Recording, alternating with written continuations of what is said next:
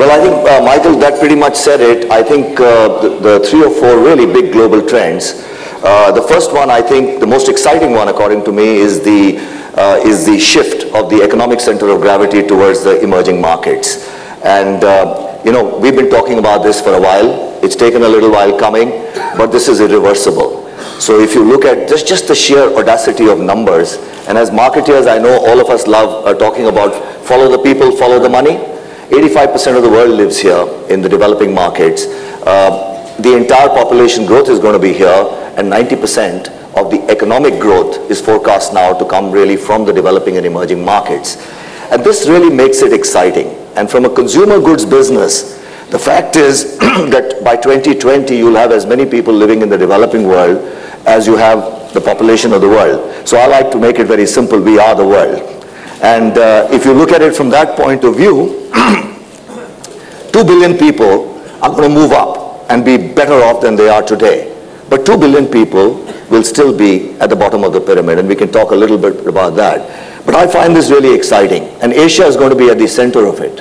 Asia is going to be the largest consumer bloc, significantly ahead of North America, and just behind North America and Europe put together in 10 to 15 years' time. So that's the exciting bit. The second bit is, you saw on the video, is sustainable living and sustainability. Because the way growth is happening, we need 3 planets. And I think all of us know we don't have 3 planets. So how do companies kind of change business models? How do brands play a role in this? And I think that's the second trend. And the third big trend is digitization. And I think everyone talks about it. We've got 2 billion people who are connected. It's going to change the way we manage brands and we manage businesses. I think those are the 3 big trends. I think, you know, if you have to kind of bottle it, some of the learnings that we've had as a company is not very different from, I'm sure, a lot of people in this audience have had running their businesses here. We've been in India now for 100 years. Right. And that's not a rounded number, by the way. It has been 100 years. We started with brands at the end of it. We started with Sunlight, and we started with Lifebuoy. I think the few lessons about operating in developing markets and operating specifically in India, the first one is what I call straddling the pyramid. There is not one India. There are many, many Indias. And how do you ensure that you are able to cover different consumer segments and different price points to make sure that you're able to meet the needs of a large number of very heterogeneous consumers? I think that's number one. The second bit that I think is important is in markets like India, you are not competing for market share all the time. You're competing for what I call non-consumption. The biggest opportunity is market development, competing for non-consumption. And I think that's the second big mindset that you have to change when you operate here. And the third bit is affordability and accessibility. I mean, everyone talks about it, but I can tell you half our business in many, many categories comes really from products that sell at under 10 cents. Okay, and in some cases at 2 and 5 cents.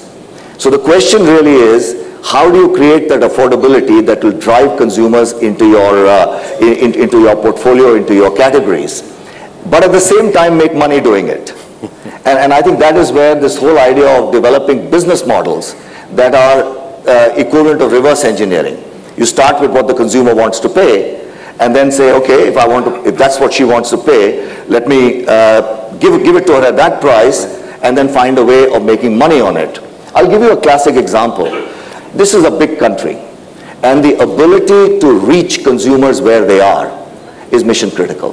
So I think those are some of the lessons. And the last bit, which I'm sure everyone here will agree, is the importance of having the right talent, people who understand consumers. And that's really important too.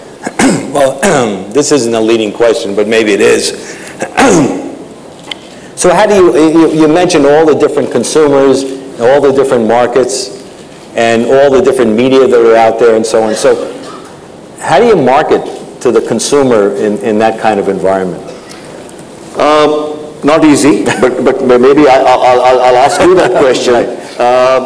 But I think the first thing is you've got to remember that when you talk about straddling the pyramid, even in media terms, in terms of reach, you have to find different ways of reaching different consumers.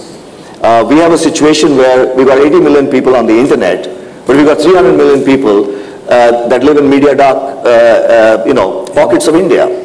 And you have to find ways of addressing each of these kind of people. I think the most important thing is that you have to recognize that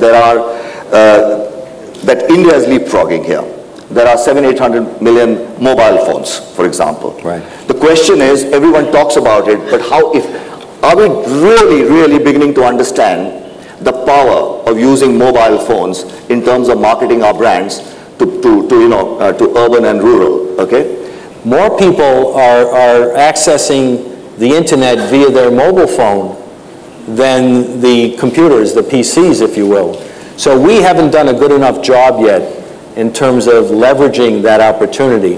But I do believe that this accountability and reaching the consumer when and how they want to is part of that integrated offering that we have to use to get to those various consumers.